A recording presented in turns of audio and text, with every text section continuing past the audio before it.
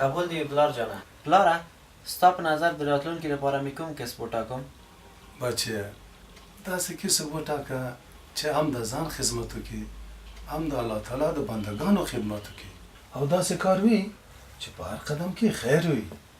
یعنې څه ډول کسب؟ په دې خو ته پخپله پوهېږي چې هر کسب مقدس نه وي. ما د 12 ټولګی خلاص کړی دی. غواړم یو ښه کسب ولرم ولې نه پوهېږم چې کومه دنده ځان ته وټاکم.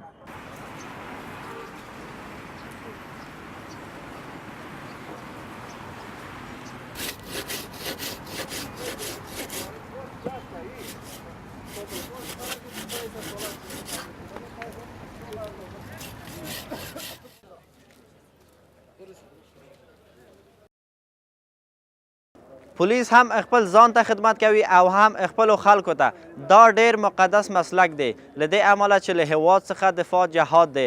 زه هم غواړم د خلکو خدمت وکړم او د خدای جل جلاله رضا ترلاسه کړم.